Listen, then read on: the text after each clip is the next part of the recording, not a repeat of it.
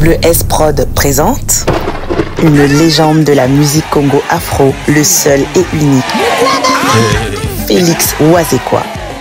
Après avoir enchaîné les succès mondiaux, l'artiste revient délivrer un spectacle exceptionnel dont lui seul et son orchestre Cultura PIV ont le secret.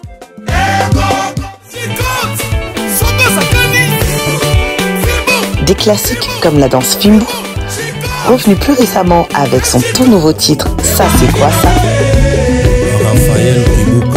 L'artiste nous promet un spectacle d'anthologie unissant toutes les générations. La billetterie est déjà ouverte. Rendez-vous le 14 décembre. Je vous invite le 14 décembre à Adidas Arena. On va faire la fête ensemble. Il y aura beaucoup de surprises.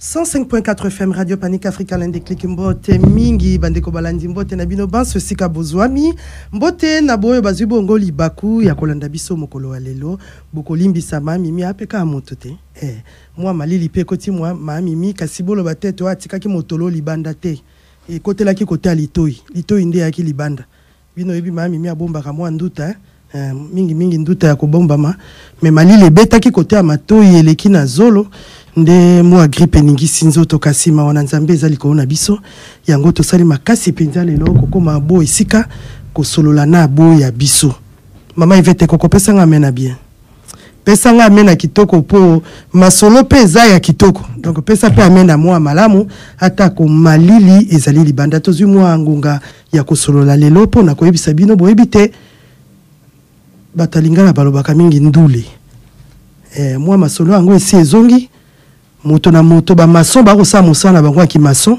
ba kolia na ki maçon ba plombier pe boko ba musicien pe ba kosa mosala na bango ya muziki ba kolia na mosala wana to yokaki to monaki mo ba fiche est-ce que makambo yango bongo to bongo penza te mama espé malili ya libanda kotambola tambola mingi te balobi o est grave moku a bongo oyepe asalinini oyepe bongo yepe ango nini akobeta Félix Wazekwa po ba Félix kotanga kakombo ana mingi te pe ko yako komo yango nezo bloquer constitution oyepe akobeta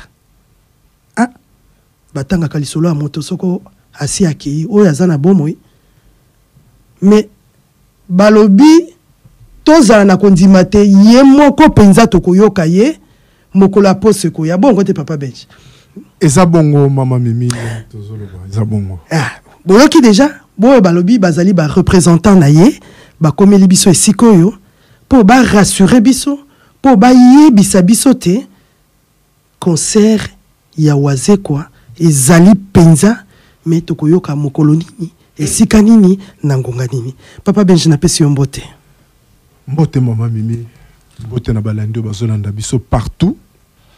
Vraiment, eza événement. Ndenge tolobaka événement eza le 14 décembre. Batu nyons tout bazangate, bana Bruxelles, Anvers, Liège, partout. Et kozala wapi? Eza na Adidas Arena na Paris, na Porte des Chapelles. Juste convoiturage kendaka, ce que commis robeta na makolo. Au tali concert na yo et puis aux ui convoiturage na yo aux ongi. Wazekwa eloko nini oyo penza bombeli biso lelo to koloba te yo moko moni déjà malili ndenge ekomi ozoka ba mingongo ba mami ndenge setengami eloko nini oyo penza moto akovanda na ndako na ye abimi alobi na mona nanu mwana mobali wana mimi on a retard spectacle oyo sala oyo eko betama le 14 décembre, ma mimi, ils en a parti ne nasda kalobaki que ne faites pas ça chez vous. Donc ekozala somo. Ce qui me fait plaisir, ba jeune ba koti makambon. Ba lobi que non, eza problème ya mboka. Donc ba rozali belé kuna. Yango tozo senga pe na mamado aibisa ba muziki oyo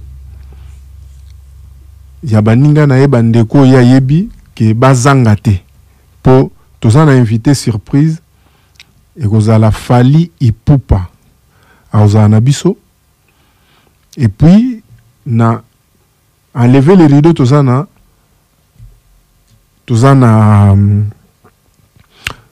Ndekonabiso Emilia Tala Kombo Kiminga. Voilà, Emilia, donc il a enlevé les rideaux. Namunyo ye mon côté, likona mesa, papa Fijance yo motoko landa biso, bazami sa to likona misa.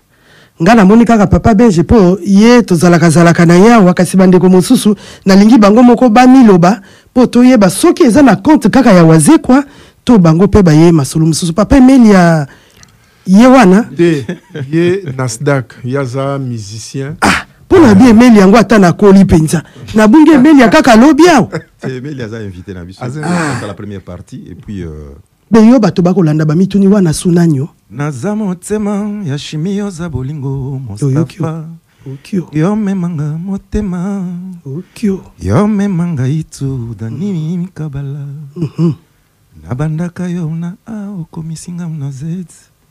Hey! Bonne nuit chérie mon bébé oh là là bien. Yoka makambo yo.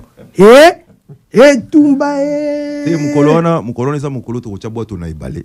Mamimi veut dire le 14 décembre. Eza mukolo yo. Omoni mukolo ba chaka to na ibale. Eza mukolo fete zala. Oye masuo bayi baka na bamongo wana bino bo récupérer yango. Yango bo ngibo ti yango na ibale. Hey! Papa, yo nanyo. Mais c'est Persis Kabunji, donc inspecteur au fonds de promotion culturelle. Donc je fais partie des gens qui viennent de Kin pour assister à un concert le 14 décembre. Yo so visa. Pobino wakaka boye boko zelisa bato batinda kina no inspecteur nda yaki ba wana mususu bako yo pesa sango ya bawo batikali te boni. Non, c'est bon. Donc c'est-à-dire que non, donc bon on peut baser dans le bon comme ndinga penazawa. Donc dans si peu de temps, bah, vous allez déjà n'habituer le longo pour participer. Donc masola ba viser zobeta masute ba sa zwaki. Non, il y a déjà une solution qui a été trouvée là-dessus. Ah ya zela. Tango lobi solution, donc elle a dit c'est comme moko e coinsaki. Donc c'est normal parce qu'il y avait un problème de visa donc on a pas mis les 6 jours. Mais maintenant là c'est bon ça va. Un préparatif kunoutika rondegin.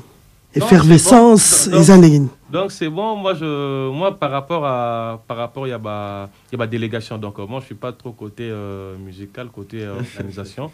Moi je suis beaucoup plus côté délégation, il y a des gens qui viennent de Kin au bazar on a tous bazo il y a déjà pour le concert il y a Monstre le 14 décembre. Papa Benj, na koyoka inspecteur moi ko bangezo salankai. Ye aza côté abato bako yemba te musique te. Yo ye aza côté organisation. O bandiko na biso mingi balobaka organisation. Sikoyo yo moto wa organisation o yebi penza mingi ya makambo ya musique ndenge ekoleka te bongo te. Tétété. Ye asala na fond promotionnel culturel na mboka makambo tali culture na biso. Donc ceux qui aillent pour assister un grand artiste mboka na biso azo se produire na poto. Donc bango ndem to basala que ba artiste bazala bien.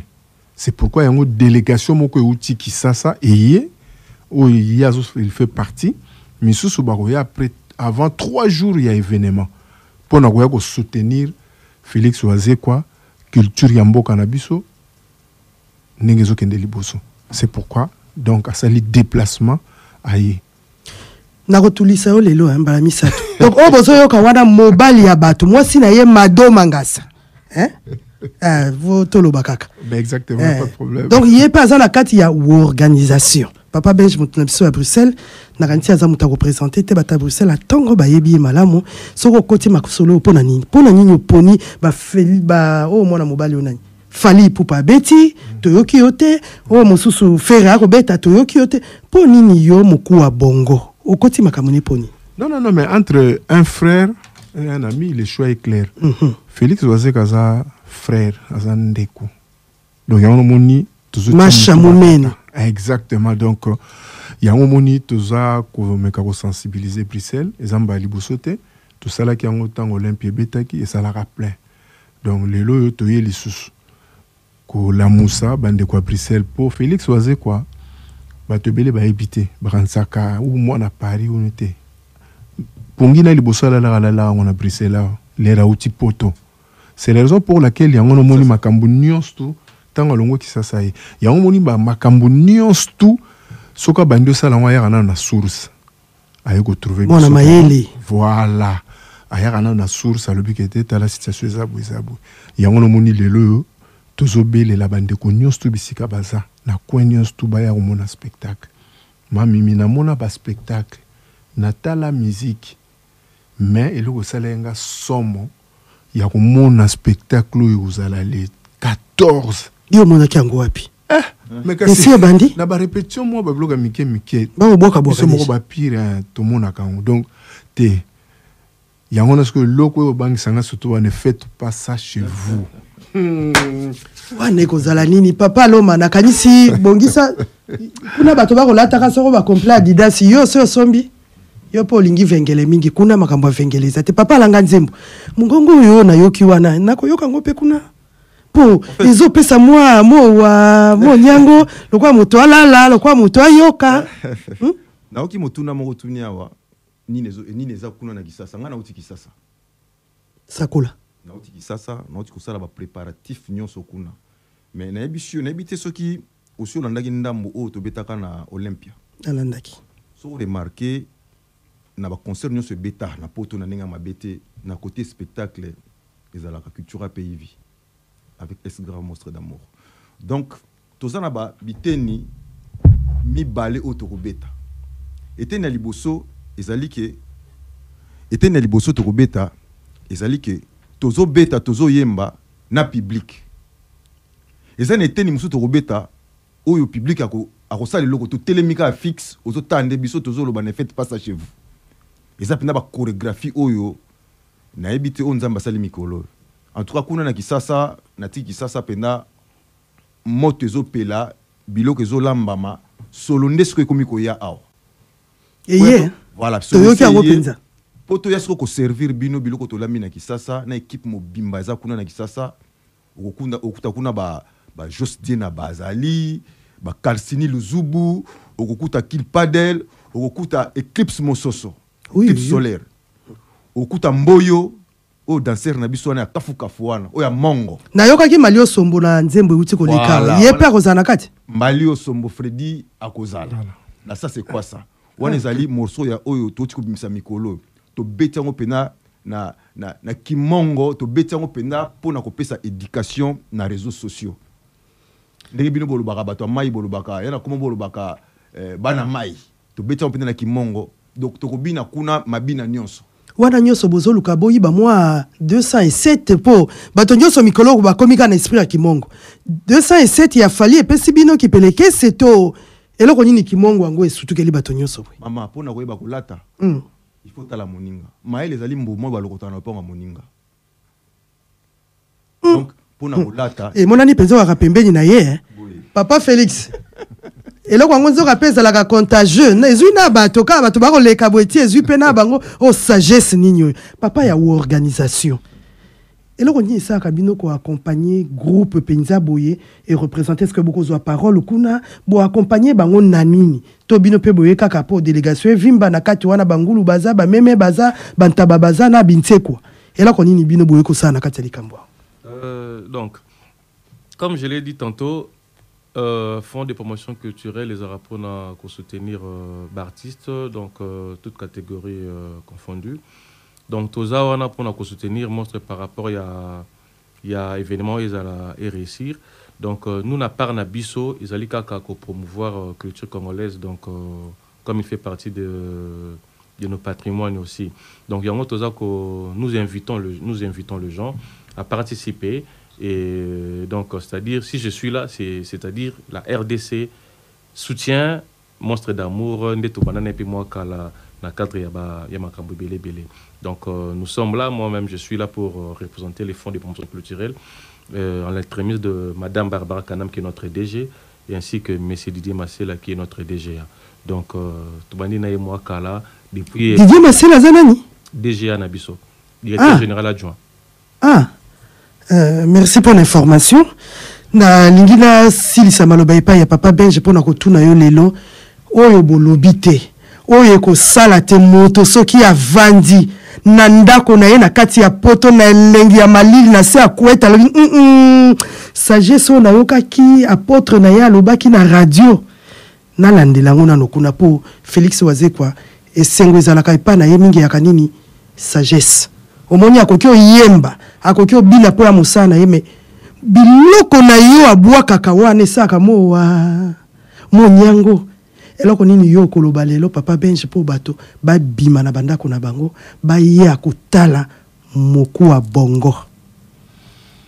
Merci ma mimi olobi yango bien moku wa bongo mayele tonda ebele na mutu verbe n'en parlons pas baya bakoyoka verbe bakomona ndenge nini spectacle esalamaka le vrai mokolo wana yango nazomeka suki oyebisa na bandeko nyonso bazali bisika oyo malili ezali baya moto ekozala na Paris le 14 décembre surtout tolobi maluso mba kozala tolobi mpe fali epupa akozala biso tozobengisa bato nyonso ba warrior ba gaulois bato azaiko wenge donc tout boya eza nde culture ya mboka persi aye wana mpona yango aye batala soki réellement vraiment culture ya mboka na biso eke biso moko tozomema ngo liboso yango tolobi bato bazanga te baya mokolo wana ekozala vraiment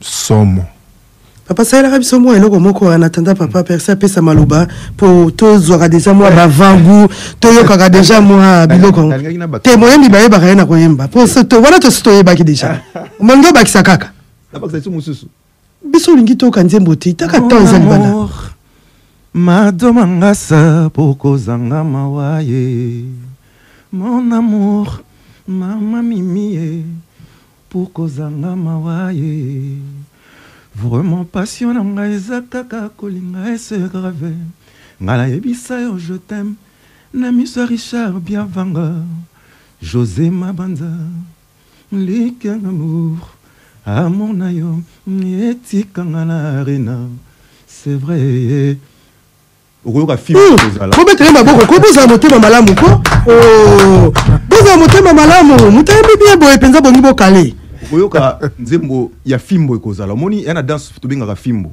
nzembo wana okomona lelo partout dans le monde ya dansement planétaire okomona moto atie bajoueur batie bu okola fimbo chikote soki mpe mutu abali abeti seliba fimbo soki mpe mutu azwi musala abeti chômage fimbo ekoti ti bakoto wana mutu azwi visa abeti voyage fimbo etamboli boye comment donc chikote ezobetama na domaine nyonso okio yango nazosenga na bana mboka baya le 14 décembre nayebisi yo mokolo wana ekozala na repermettre bato bafinalisu te kofinalisu ça veut dire clin d'œil na nde tobengaka na français soki ofinilisu rate eloko moko bo soki ofinili fo misu no pende oya nango ya kofungwama ntina suka oya na gene mpo bato balala te biso mo tozana na gene na kata danse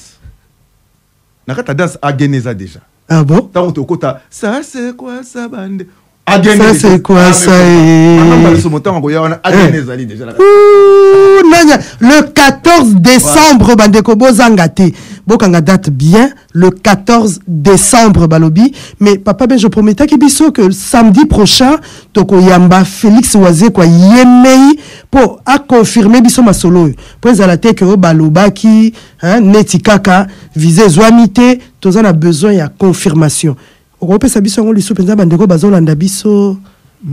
Pembele yoka bien chama to yoka na pesi yo confirmation oyo ke est grave akoleka awa samedi Fabrice chama to yoka une semaine j'espère semaine où il y a les 14 wana to banda nde équipe mobimba donc orchestre mo grand complet ba ozala awa tozala problème à visa te tozala problème te ko eloko boezangi te tozaka na ba préparatif ou tozosala spectacle to démontrer bino les 14 donc nyonso eza en place ezala te Fabrice Pembele yoka eloko oyo yoka Fabrice Pembele yoka eloko oyo kozanga te yaka oya ko vivre le vrai spectacle na ba feti ba soirée to mona ba spectacle mais on est S ya muke mais S ya munene yaka le 14 au komona yango yango nazobelela surtout bande konyo stuma mimi ya Bruxelles babanga malilité le 14 malili kozalate